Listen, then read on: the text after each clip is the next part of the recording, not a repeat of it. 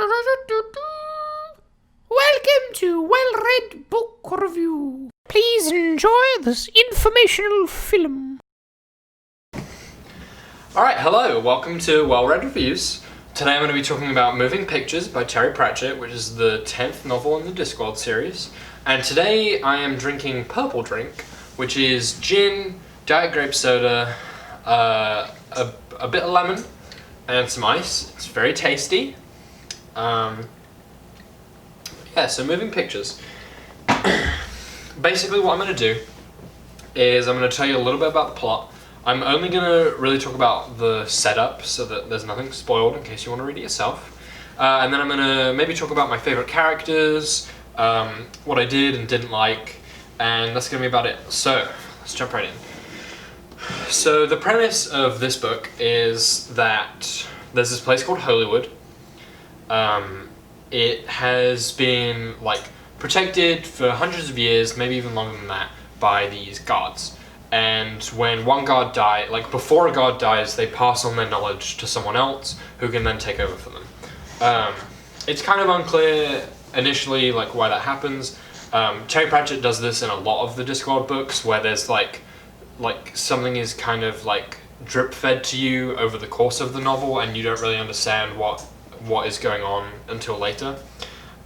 Anyway, so it picks up the story of this guy called Victor Tugelbend, and he is studying at Unseen University, which is in Ankh-Morpork, which is the city that Discworld is kind of focused on, where most of the novels focus on.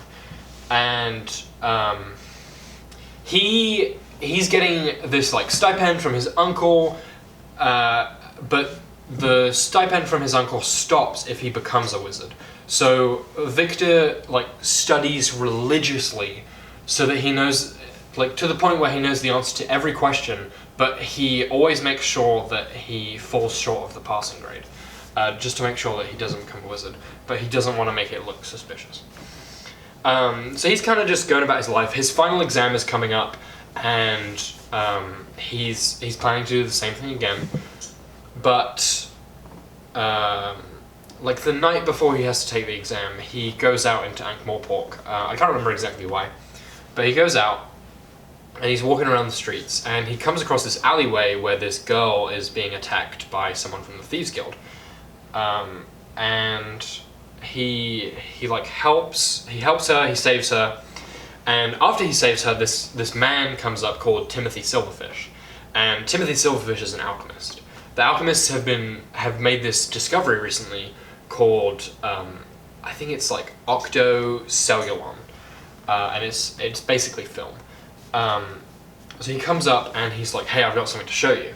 So he throws up a screen and he projects this, what he calls a moving picture, and Victor kind of fogs up and doesn't really remember what he saw.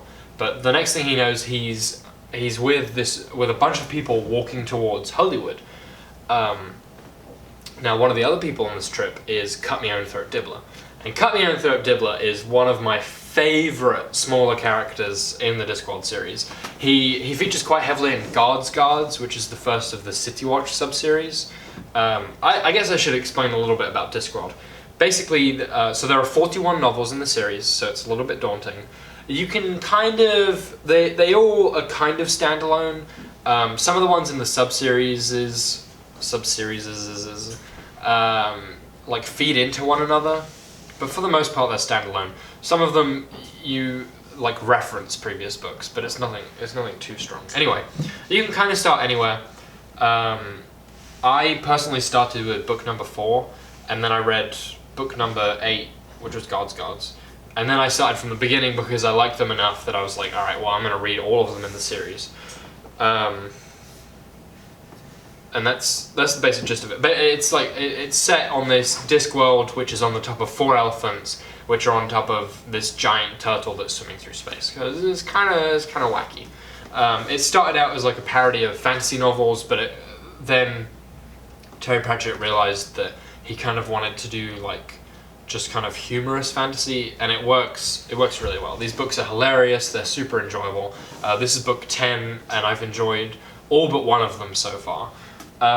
Anyway, back to this one. So there's Cut Me Own Throat Dibbler, who we meet him like in one of the first two novels, but Guards is where he really shines. And then in this one, he's got the spotlight, if you will. And he's kind of known. He's called Cut Me Own Throat Dibbler because he sells like kind of questionable goods. In this one, what they talk about a lot is these sausages that he sells, hot sausages, and they're made from parts of animals that you never knew about before. So he's called Cut Me Own Throat Dibbler because he exclaims when he's selling his goods that the price is so cheap he's practically cutting his own throat. And for whatever reason, I find that absolutely hilarious. So that's all good. So they're all going towards Hollywood.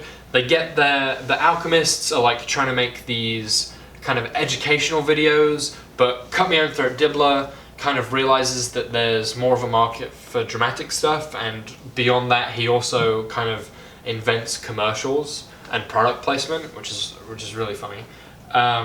And so they move into more like dramatic stuff. Victor the Wizard becomes one of the like hot commodities in Hollywood, and Ginger, who is the girl that he saved, is also there, and they both become like the stars of a bunch of movies.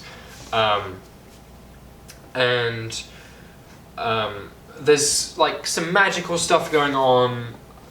It's kind of hard to explain. Basically, reality is slipping away, and there's all this stuff going on. I won't get too bogged down with it. That's some of the stuff that you'll have a better understanding of if you've read previous novels, particularly the Rincewind novels. Anyway, they make these movies. A lot of them reference famous movies. So there's references to Singing in the Rain, Gone with the Wind, one or two others that I can't remember. But like the whole Hollywood thing, like in this novel, is kind of like based on it's not based on, it's basically the Discworld equivalent of the birth of Hollywood and then the golden age of Hollywood. And they're like trying to work on how to figure out getting sound in. So it's around like the 30s and 40s era, if I remember from my film classes correctly. Anyway, they make these movies. They kind of like blank out when they're making them, and people kind of blank out when they're watching them too. But they become very popular. There's this place, there's a movie, I think it's called a movie pit in Ankh-Morpork, where Dibbler goes a couple of times to sell the movies, called the Odeon, which you may recognize what the reference is there. Anyway, they become very popular, and Hollywood is like blowing up. There's a huge amount of kind of there's a lot of buzz. The alchemists are really excited. Dibbler is thrilled because he's making boatloads of money. But the one thing that's kind of bothering him is he really wants 1,000 elephants. In every movie, he's like, I want 1,000 elephants. I don't know what it is with Dibbler, but he wants 1,000 elephants. He kind of like crawls his way up through the ranks until he kind of like performs a coup on the alchemists, and he becomes like one of the producers. He becomes the producer of Century of the Fruit Bat, which it's a reference to 21st Century Fox,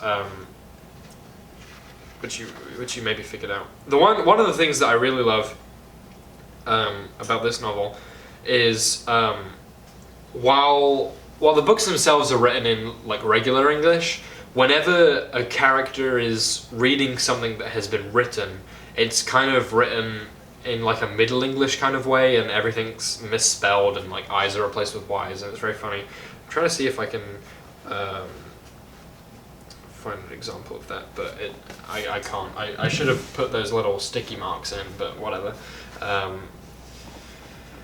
Anyway, it's all very funny. One of my favorite characters. I'm not going to talk too much more about the plot. I don't want to spoil anything major. But one of my favorite characters here is Gaspode the Wonder Dog. Now, one of the things that's special about Hollywood's magic is that some of the animals there learn how to talk, and Gaspode is an example of this. He starts for most of the duration of the novel. He only talks to Victor. When he meets Victor, he he says that he's a trustworthy sort of fellow, and he believes that if he talks to Victor, Victor's not going to out him to the world. So he talks to Victor. He's this very funny. He's this like scruffy little mutt of a dog. He's very intelligent. He's very funny.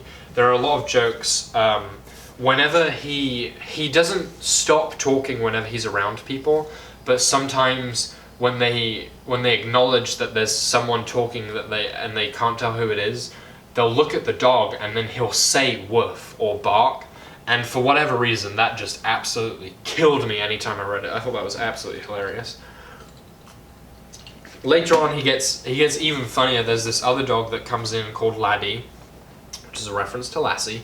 He's this very heroic dog, but he's dumb as a doorknob. And Gaspode is just like so offended by the fact that everyone sees Laddie as this very heroic dog who's like really awesome and can do really great things. But they view Gaspode as this like dumb little mutt, and a lot of the time they don't even notice him. So that's what I'll say about the plot summary. That's what I'll say about the characters. The characters here, there are other great characters here. Don't be fooled by the fact that I've only talked about 4 of them. Well, 5 including Laddie, I guess, but Laddie kind of sucks. So. Now, the one thing I didn't like about this novel is that the plot, the pacing of the plot kind of felt off to me. This is a 400-page book, which is pretty standard for a lot of Discworld novels. They're usually around like 380 to 420, at least the ones that I've read so far. But really, in this book, the last like 60 pages is when a lot of stuff happens, and prior to that, it's kind of like bit after bit. There's stuff that there's like a sub story with the wizards in Ankh-Morpork that kind of runs the course of the novel, but even that moves along pretty slowly. I didn't hate it. I mean, like, this is a 4-star book for sure. And if the pacing had been different, this would have been one of my favorite Discworld novels because I loved all the references and stuff. But it did kind of feel like I was reading a lot and not much was happening, if that makes sense. And I just realized, this is actually the second time I've recorded this video because I'm on my second drink now and I have very low tolerance, so I'm a little bit tipsier than I was when I recorded the first one, so I was like, what the hell, I'll record it again. And I remember the first time I recorded it, I made the same mistake. So if you look at the cover of the book, you'll see that there's these demons crawling out of the camera, and the reason for that is it's one of the funniest things in this book. The reason for that is the way the cameras work is there are little demons stuffed inside of them that paint on the film, and that's how the film is exposed. Isn't that funny? And the way that they're like motivated is like, so you see there's like the crank on the side of it. So there's what's called a handleman, and what they do is they crank the handle, and the handle like spins this wheel that's covered in whips. So it whips the demons and forces them to paint, which I guess is kind of cruel, but they're demons, so they probably deserve it. And the way that they project the film, there are these salamanders in Discworld that like bask in the sun and collect light energy, and then when they panic, they like, I think it's their tail, it may be the whole thing, they just like, they let out all this light. So the way that the projections are done is like they are constantly scaring these salamanders to make them shoot out their light, and that's how that works, which is just very funny in my opinion. But yeah, I think that's about all I have to say about this book for now. I hope you enjoyed this first episode of Well-Read Reviews. Hopefully in the future I'll be a little bit more drunk, so it's a little bit more humorous. But if you did enjoy this video, I would love it if you liked and subscribed to my channel.